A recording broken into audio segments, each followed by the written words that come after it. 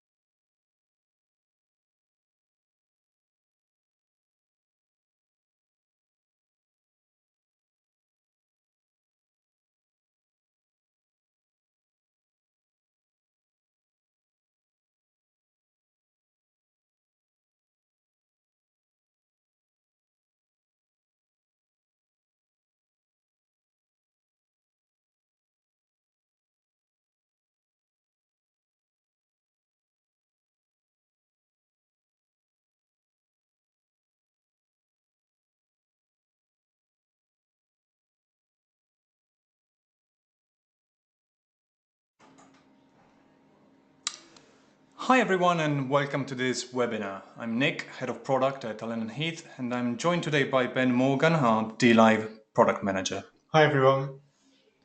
So today we'll be talking about 1.5 firmware and features. Before we do that, a couple of housekeeping pieces of information. One is please send in any question you might have during the webinar. There's a questions panel in your webinar interface, so by all means you can use it at any time. Just type in any question you might have and we'll try and do our best to answer some of these during the webinar. If not, we will pick up some of the questions at the end in a Q&A session. So 1.5, before we jump into the features, I'd just like to give you a quick look, I promise, of the variety of applications where dLive has been used in the last few months. And we'll start with an American example. So this is George Strait, also known as the King of Country in Las Vegas.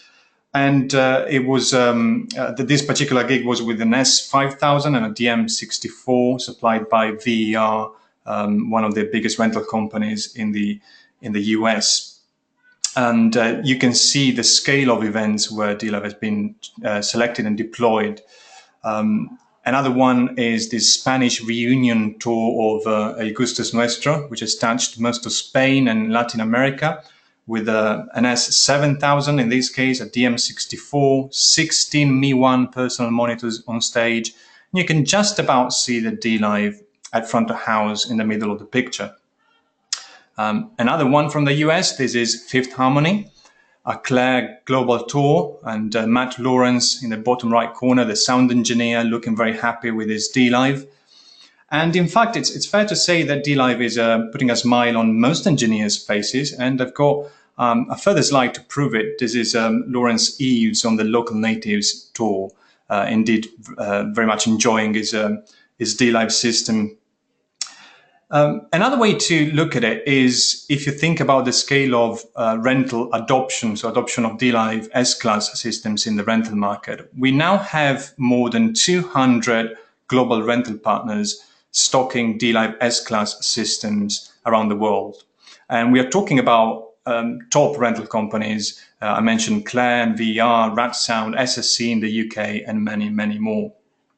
But of course, it's not just rental and touring. dLive has been used in a number of broadcast environments, and I'm talking TV stations from Germany to Panama, but also a number of live shows within a broadcast environment. So things like The Voice in Turkey, The Gadget Show here in the UK, Holland's Got Talent, and this French edition of Dance with the Stars. And then a while ago, we started seeing a number of dLive systems, particularly S-Class but also C-Class recently, going into theaters. This is a beautifully restored theater in Switzerland, in Bellinzona. And the next one is a dLive that has been recently used at the Bolshoi Theater in Moscow for an opera and ballet performance. Drayton Entertainment, a US company with multi-venue theater spaces, has invested in 3 S-Class systems for its venues. And we've got this last example, which is a new Grand Theater in Chile. So why am I telling you all of this? What's it got to do with firmware, you might ask? Well, as I said, the variety of these applications is what prompted us to focus our firmware development efforts into different areas in the last few months. So as you might know, 1.4 was all about live processing tools, more deep processing models, the Dynate, dynamic engine, multiband compressor and dynamic EQ, quick virtual soundcheck and DCA spills, again, to improve the workflow for live sound engineers. And on the contrary, 1.5 has been driven by a number of requests from theater operators and engineers that are really into cue-driven musical shows or theater shows. So it's all about an enhanced scene management system, but also automation, as in TCP/IP automation, event automation, and so on. And of course, we already started working a while ago on 1.6, which will come out later this year. But on that one, I'm afraid you have to be patient, and we will share more news in the coming months. So Ben, do you want to take us through some of the 1.5 new features in dLive Director? Of course.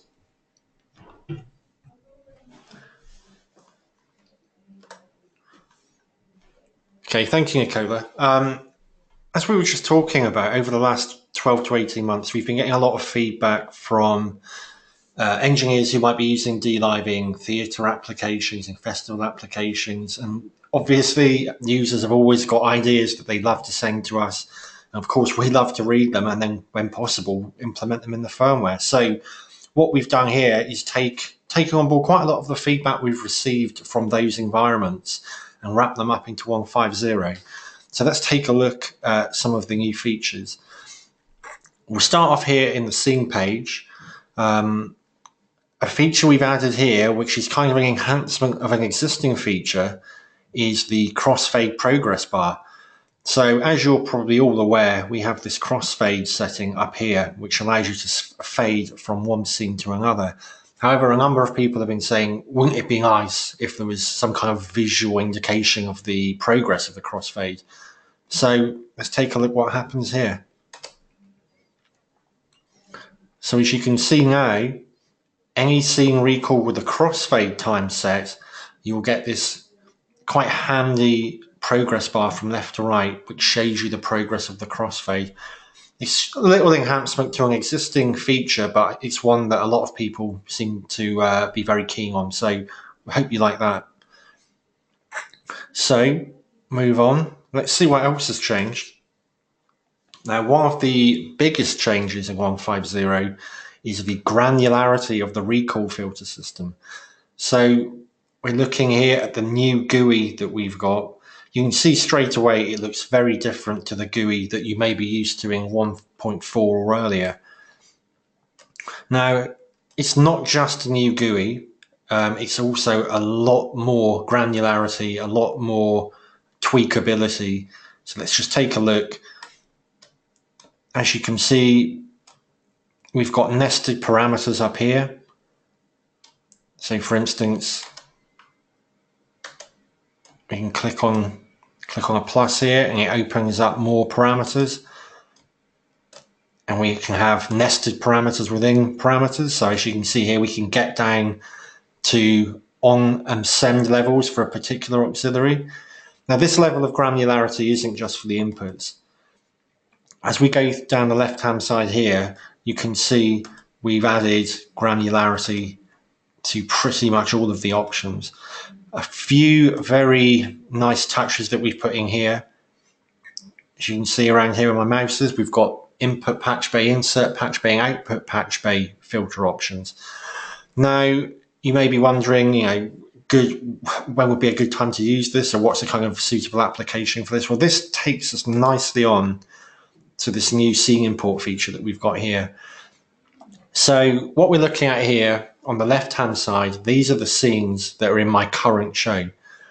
What I can do by clicking on select show is we can load up a show either from a USB key or from a show which is stored on the dLive system itself. So what I'm going to do, I'm just going to take a look at this show file up here.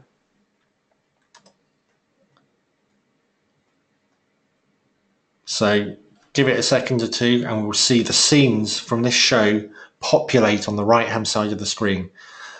So these are all scenes in that show, and let's just say I want to drag one of these into my current show. It's very simple. It's as simple as dragging the scene over from the right hand side to the left hand side. So if we go back to the scene manager now, we can see that that scene I've just dragged over is now in our scene list and is ready to be loaded up. Now, obviously, in festival applications, this is a very useful tool, but there are times when you're importing scenes from another show, and there may be certain parameters that you don't want to change in your existing show. So this is where the new and enhanced granularity of the recall filter comes into play. So, for instance, you could block out any output patch bay changes. And you could also, as discussed earlier, block any of those parameters listed down the left-hand side. So that should be a very powerful tool, not just for the festival engineers, but also anyone who has kind of visiting engineers coming through regularly, such as certain theatres. So we've had a look at that import mode. Now, while we're looking at that kind of new filtering mode that we've got in, let's take a look at the global safe window now. Now, as you can see, this has had the same kind of facelift as the recall filter. So we've got the granularity we were talking about earlier, and it is very simple to make any particular parameters safe. So you can go in, choose individual parameters like that. If you wanted to save an entire channel, it's as simple as clicking on the little icon here next to it. Equally, if you like to save all preamp parameters, it is as simple as clicking on the icon at the top there. So these all kind of coalescing to this new, very kind of granular, very involved filter and save system, which should give you flexibility for even the most complicated theatre and festival applications. Now, those aren't the only changes that we've made. There is another cool new feature that we've put in, which we've now got up here on the Update tab. So let's have a look at the GUI here. Now, we've got the list of current scenes, so the scenes in the current show on the left-hand side here. We've got a few options here, so we can decide which scenes we want to update. So it's pretty self-explanatory here, all, none, or arrange. However, you can also make your own choice by just manually selecting which scenes that you want to change. And you get this little blue icon here, which indicates that those scenes are within the update scope.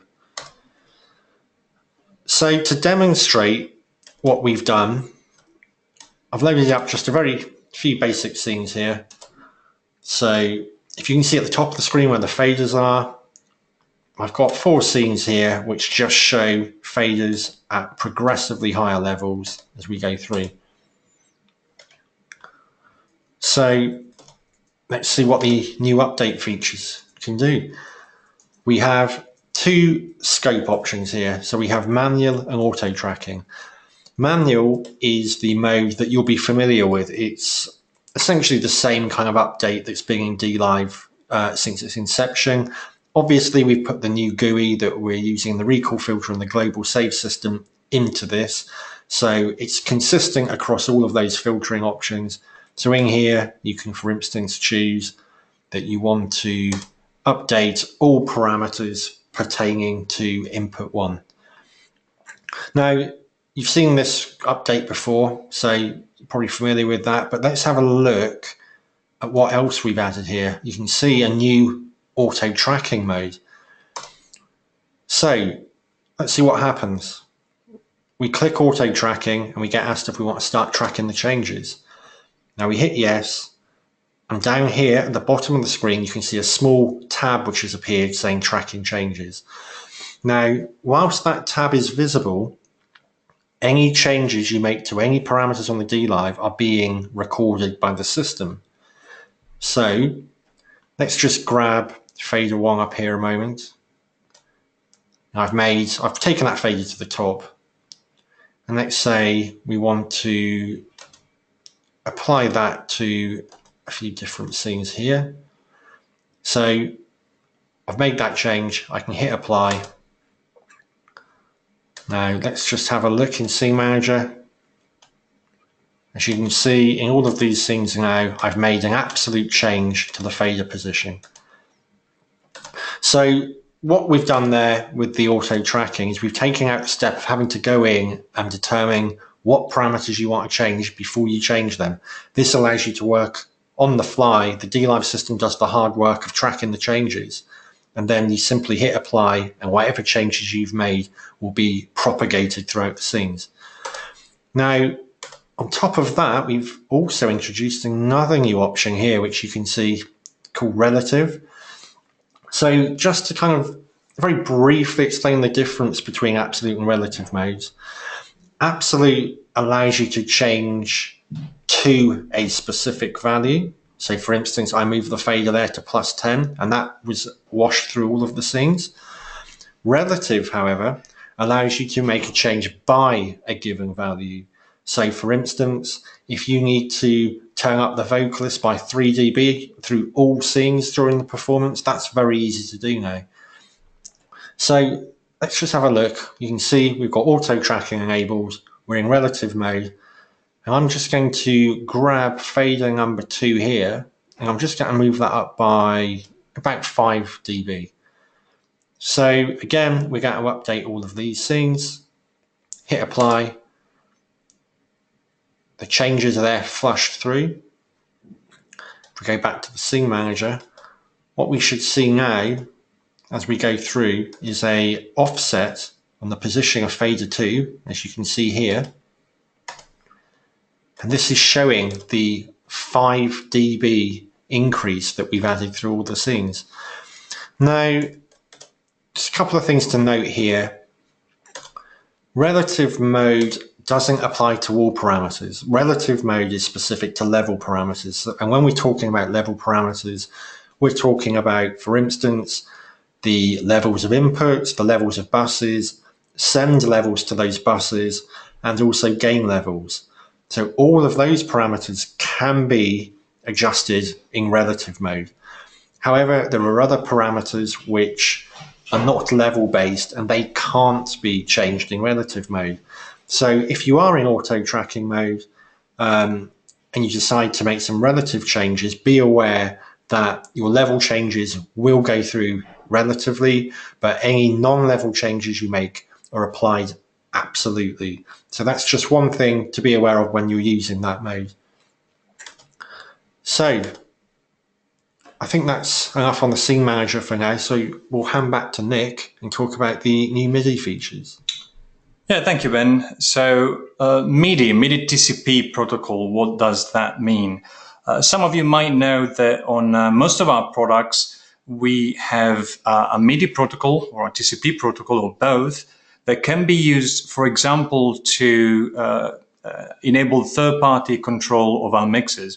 So if you install one of our mixers in a system or a setup where you have a Crestron or AMX or Extron control system, then you can send messages to the mixer or receive messages from the mixer so that you can automate certain functions. For example, recall a different room setting or preset, mute channels, and so on.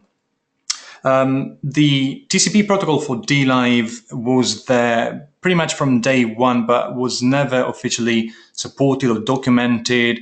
So we fixed a couple of things in 1.5, and we released the actual protocol information or document and spec online. So that's available now.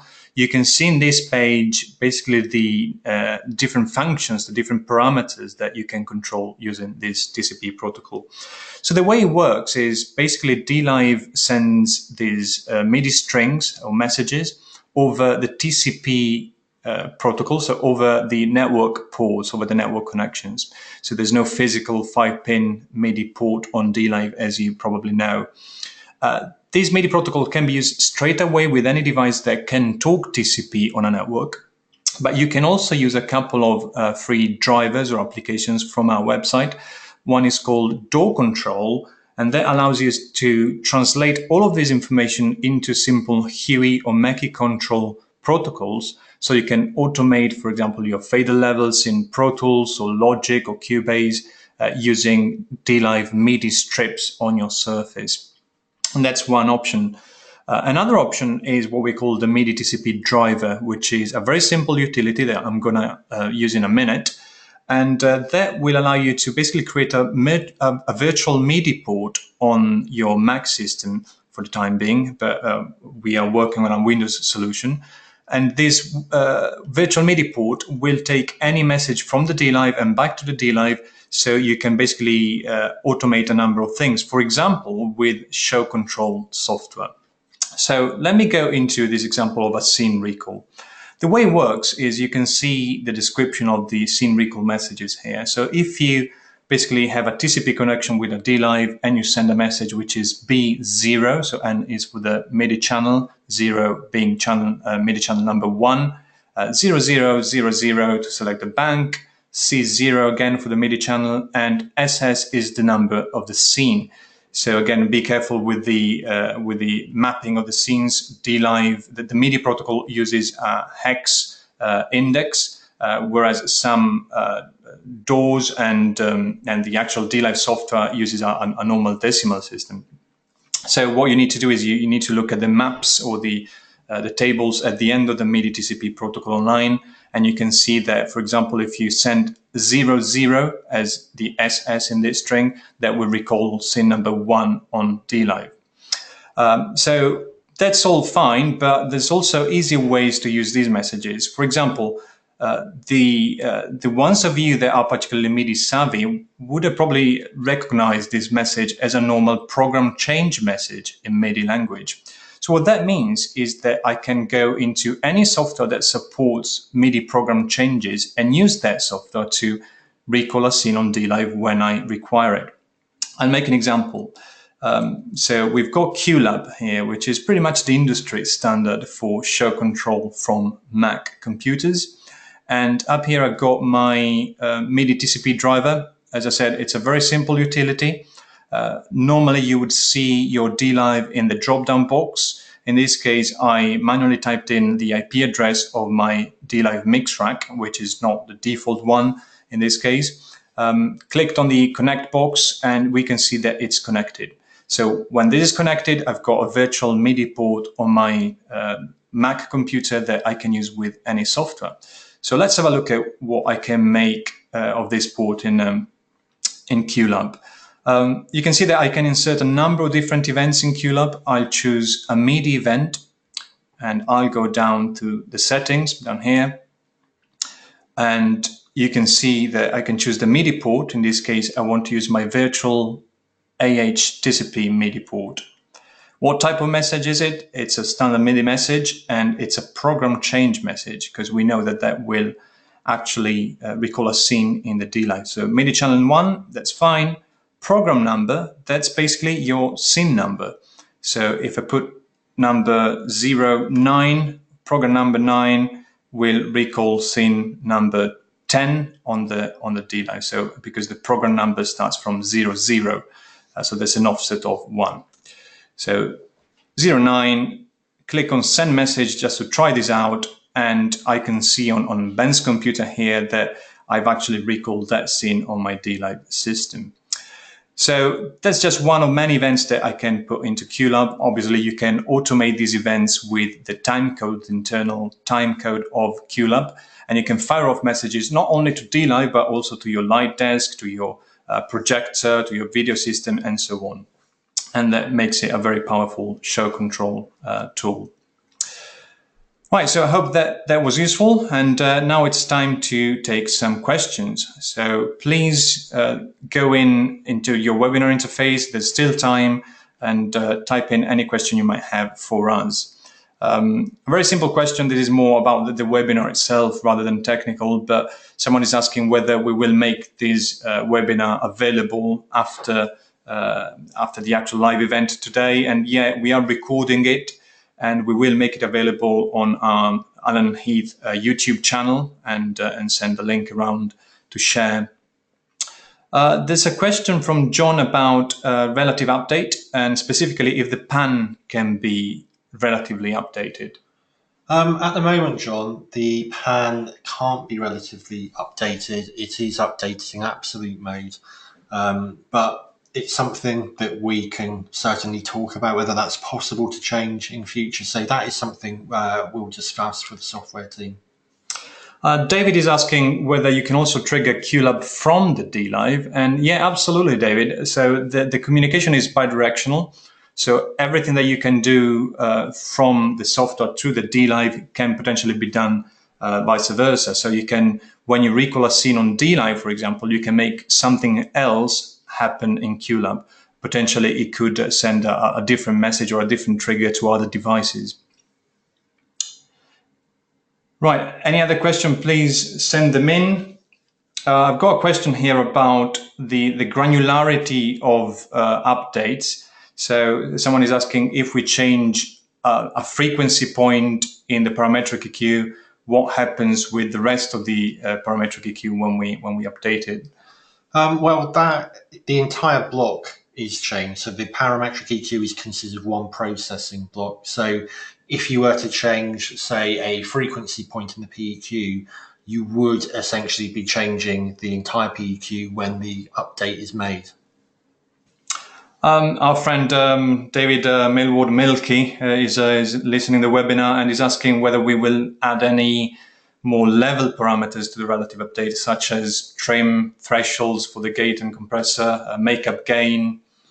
Again, I think the answer is that we will definitely consider all of these. So we will see what the reaction is to the new update mode, what's the feedback, and gather any further suggestion along the line. So Christian is asking, could you show how you send a MIDI message from the dLive? There's a couple of ways of doing this, Christian. One is anything that you do on dLive, things like channel mutes, scene changes, and so on, will automatically send a message. So if you go through that protocol, you will see that that doesn't only apply when you want to control something on dLive, but if I, for example, recall scene number 1 on dLive, that will automatically send out a MIDI message over TCP/IP to say that there's been a program change of that particular program or scene number. So you can grab that message from any software you like and make use of it, use it as a trigger. Potentially, you can also send specific MIDI messages using the soft keys. Yeah, if you're in front of a surface, then in the control menu in the soft keys, one of the soft key options is actually a custom MIDI string. So let's just have a look here. You can see here in the drop down custom MIDI, let's hit that, press edit, and in here you can enter in hex code, whichever MIDI string you want. So you obviously look at the equipment that's receiving the MIDI string, decide what is the relevant string, enter it in here,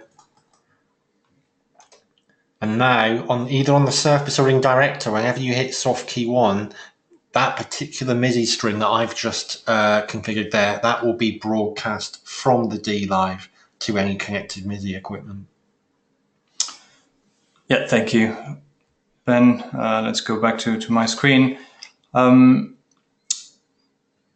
question from John. If we can explain the differences between a global scope and global safe. I think the terminology is a bit off here. Basically, the two filters that we have, John, one is called the global saves. One is what we call the recall filter. Ben, do you want to explain the difference between the two? Yeah, of course. Okay, we're looking at global safes at the moment. So the global safe is a global setting. So for instance, you could, let's just take soft keys as an example. We've just been speaking about those. You may not want your soft key settings to change at all during a show. So in that case, you could use the global safe setting for the soft keys to prevent any of the soft key parameters being overwritten. So That's your safe. It prevents parameters or settings being overwritten by a scene. Now the other option, we'll just go back a moment there. There's the global safes menu. So this is where you can save a parameter from being overwritten. Now the recall filter, this is slightly different. It looks very similar, gives you the same kind of granularity, but what the difference is here is you can apply a different recall filter to each scene. So let's just say we've got scene 5 here. We may say, for instance, that we don't want to pull in any of the preamp parameters in that scene. Now, when I apply that, you can see in the scene menu here a little filter icon. I can go through, I could say in scene 6, I may not want any trim parameters being imported. So the difference there is your global safes are there across the entire show to prevent parameters being overwritten during the show. The recall filter, on the other hand, can be used to filter just some or all information from a scene. Another example, maybe if you were using digital inserts, let's say via the wave system, it may be that you want to have a scene which just resets your insert routing. So for instance, you could create a scene in the recall filter, you could block all of the parameters other than the insert patch bay. So hopefully that gives you a bit of an idea of when it's appropriate to use a global safe or when it's appropriate to use a recall filter. Yeah, there's a couple of questions which are not specifically on 1.5 features, but nevertheless they are about the scene system. So Kevin is asking about queue lists and whether queue lists can be saved and then recalled at a later time. And yeah, Kevin, if you look at the queue list interface, and Ben is showing you at the moment, so basically you can create different queue lists in your system, and they will all be saved into your show file. So when you save your show file, it will also include all of the information of your different queue lists. So if you click on save, you can save the current queue list. There's also manage button where you can basically go and edit some of the queue lists that you previously created, delete old ones and so on. You can give a name to your queue list as we are showing now. So you can call different queue lists with different names of different venues or different dates of your tour, of your show. So they all pull from the same pool of scenes, the same master scene list, but obviously they can be in very different orders, very different numbers. So that's absolutely possible. And Ron is asking if we can give an example of when you might use an embedded recall, which is a feature which is quite unique on GLD and dLive. Not everyone understands the potential applications. Can you think of an example, Ben? Yeah, certainly. I mean, there's a number of times where you may want, for instance, a scene to come up with certain parameters. Let's say you're going to be playing some kind of intro or walking music or what have you. You then know that there's a certain period of time, let's say 20 seconds, at which point you will need other microphones to become live. For instance, if certain actors are on the stage or so on. So what you can do there is just to save having to go through and manually queue through a number of scenes at timing spaces that you know already. You can essentially automate that process of a number of scene recalls at fixed timing intervals.